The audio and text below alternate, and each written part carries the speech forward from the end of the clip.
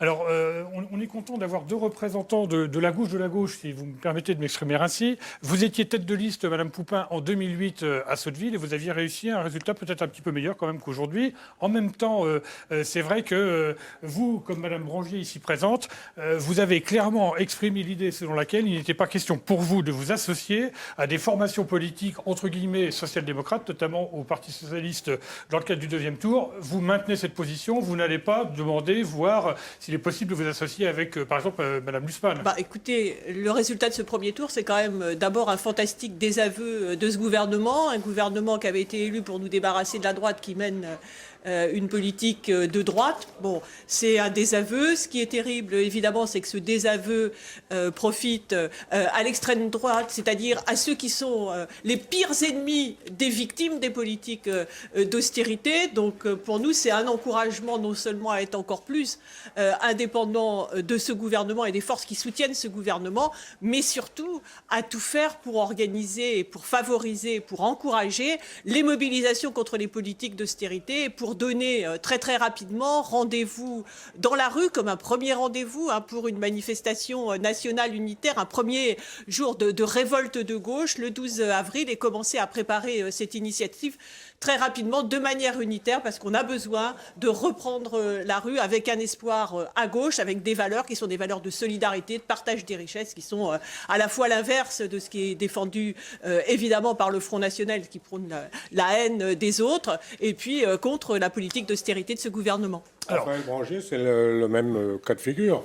C'est la même position. Oui, en complément de votre question, Stéphane, c'est vrai qu'à l'origine, vous me dites si je me trompe, il y avait une liste qui était d'union. Et ça tombe bien, vous êtes à côté d'un communiste. Parti communiste, parti de gauche, ensemble et des divers gauches.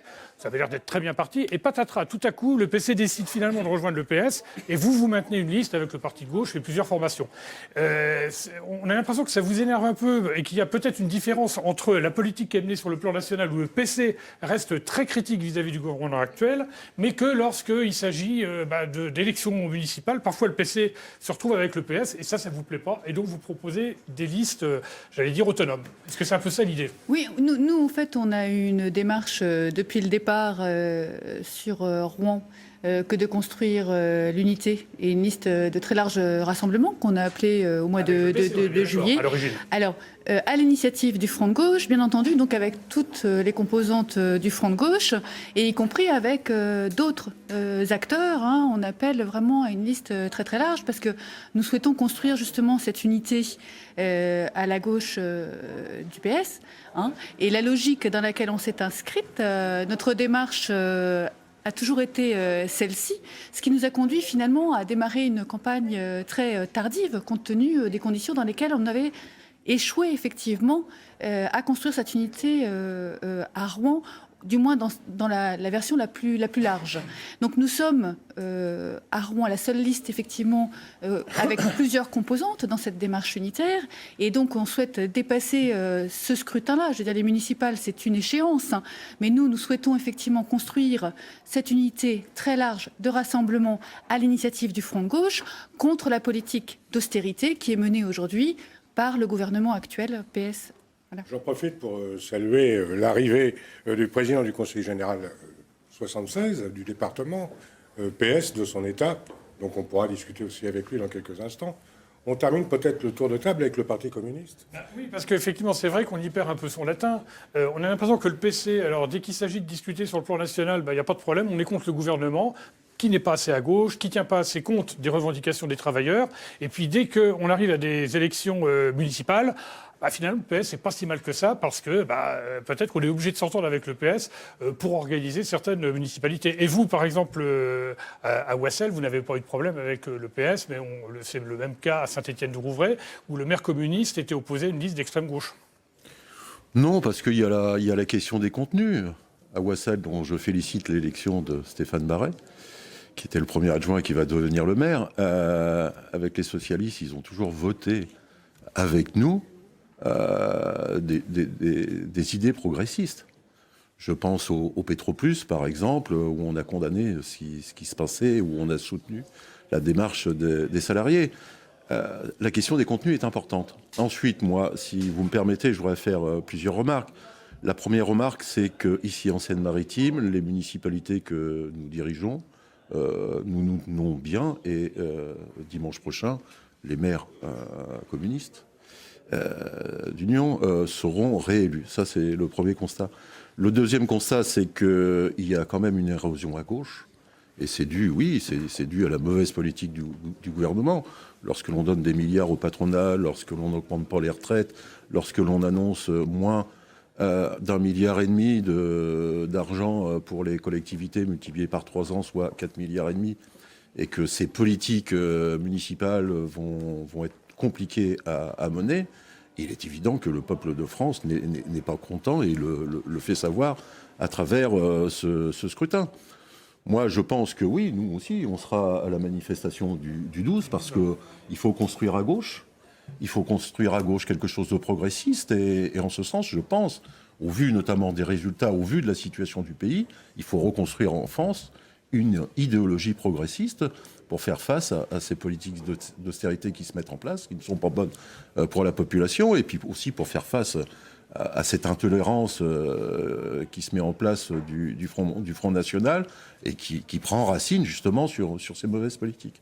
Alors justement, on parle du Front National. Monsieur Penel, vous faites à la tête de votre liste une percée quand même assez significative à Rouen. Vous avez coutume de dire, à tort ou à raison, mais plutôt à raison si on considère les chiffres, que la ville était plutôt au centre. Alors maintenant, c'est plus tout à fait vrai et le Front National progresse. Et vous dites, nous sommes véritablement le parti des ouvriers et des travailleurs. Clairement. Alors, oui, mais bon, attendez, il va falloir nous expliquer parce Qu'est-ce que vous dites à vos voisines et au Parti communiste? Je leur dis qu'il suffit de regarder le résultat des élections dans les quartiers populaires. Voilà, et il suffit de regarder les scores qu'a réalisé Marine Le Pen chez les ouvriers, plus de 40% à la dernière présidentielle. Ce soir, je réalise des scores dans les Hauts-de-Rouen, dans les quartiers de la rive gauche, au-delà des 20%. C'est une grande fierté, effectivement. La gauche ne parle plus aux ouvriers. La gauche a trahi les ouvriers, et ça fait déjà fort longtemps. Aujourd'hui, ils sont déçus par la politique d'austérité antisociale de cette gauche libérale. Ils ne croient pas plus ni au front de gauche.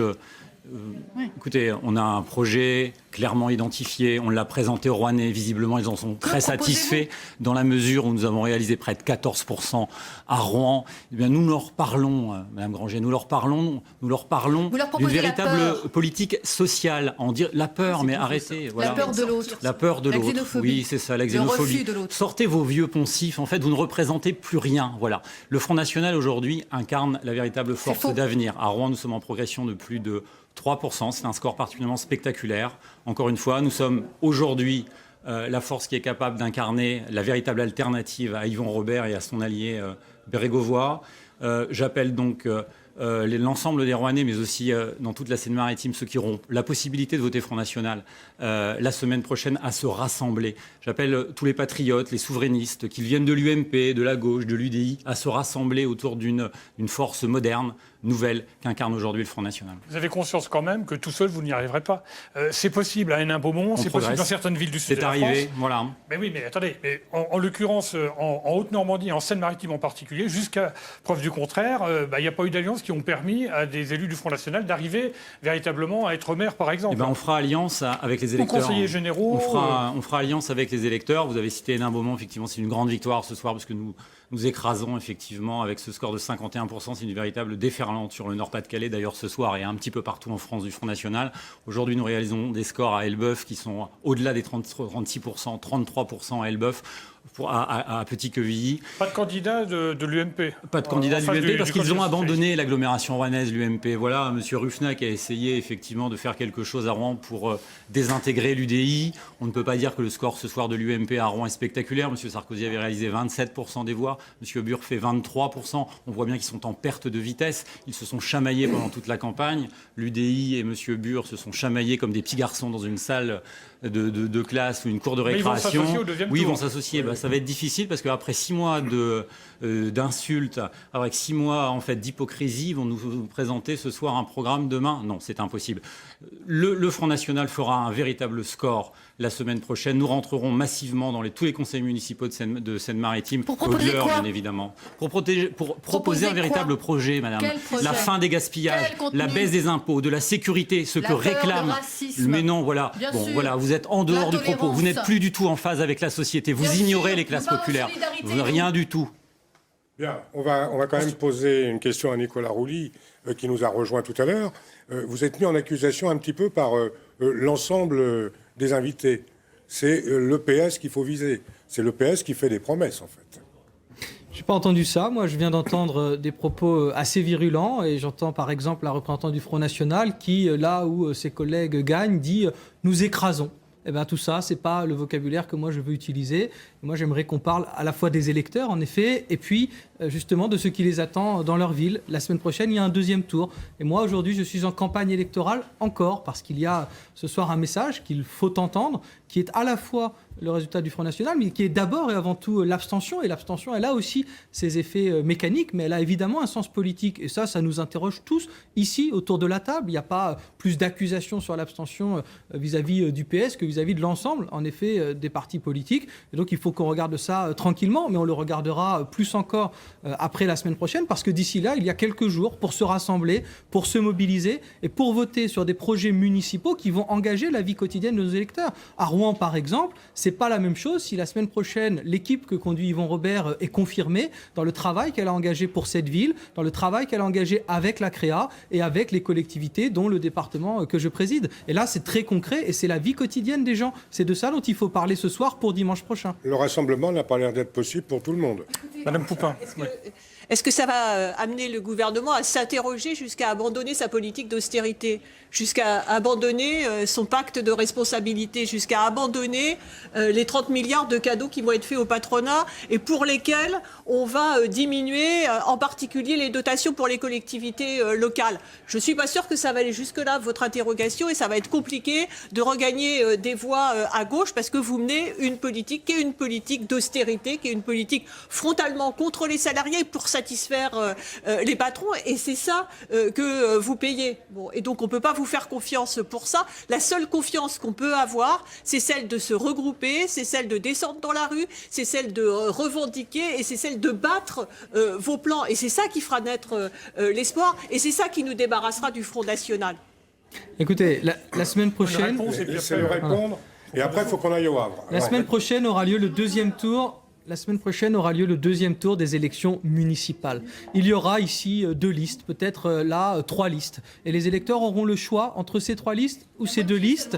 Et moi, j'invite les électeurs à venir aux urnes la semaine prochaine, à s'écouter les uns les autres, à laisser s'exprimer les uns et les autres, et puis à choisir le maire ou la maire qui portera le mieux l'avenir de leur ville. C'est ça qui est en jeu à Rouen, dans les autres communes, et c'est cela qu'il faut faire dimanche prochain. Bien évidemment, il y aura d'autres rendez-vous, chacun s'exprime sur ces rendez-vous, mais c'est la semaine prochaine, le 30 mars, qu'on décidera de l'avenir de la ville de Rouen, des autres communes de Seine-Maritime, et c'est vraiment ce message-là que je veux passer aux électeurs. Faites attention, en effet, à vous déplacer vers les urnes et à faire le choix positif pour vos communes. Et en l'occurrence, il y a à regarder dans la semaine qui vient. Le gouvernement aurait peut-être déjà pu faire ce qu'il a promis déjà depuis 81, c'est-à-dire donner le droit de vote à toutes celles et ceux qui vivent ici. Même ça, vous n'avez pas été capable de le faire. Alors maintenant, appeler à la mobilisation des cartes. Parler du droit de vote des étrangers ce soir, c'est totalement inapproprié. Il y a plus de 1000 résidents étrangers à Rouen qui vivent, qui ont fondé leur famille là, qui sont là depuis 30, 40 ans, qui travaillent, qui votent, qui payent des impôts, qui ne peuvent pas voter. La mère vote, pas le père. Nous ne cherchons pas des électeurs. Ce sont des gens qui vivent dans notre société. Par ailleurs, excusez-moi, il y a un problème que vous ne soulevez pas ici et qui est extrêmement grave. Parce que ce taux d'abstention est un réel problème de démocratie. Rendez-vous compte que les municipales sont les élections où les élus, effectivement, sont les plus proches des habitants et que la moitié de la population de la ville, on vit avec, ensemble, etc., ne se déplace pas pour voter. C'est un problème de légitimité démocratique de cette élection. Et vous ne faites pas ce constat au PS. Et je ne comprends pas pourquoi vous ne faites pas ce constat aujourd'hui. Il y a un problème démocratique, et y compris dans le service public. Vous faites les questions et les réponses. L'audiovisuel. Il est difficile de rajouter. Merci. On va aller au Havre retrouver Camille Galap, justement, le candidat